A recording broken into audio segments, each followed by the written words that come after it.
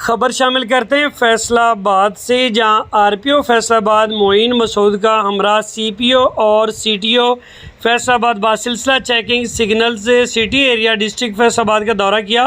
मज़ीद तफसीलात जान लेते हैं ब्यूरो चीफ फैसलाबाद चौधरी अजहर शहीन से। जी शहीन बताइएगा।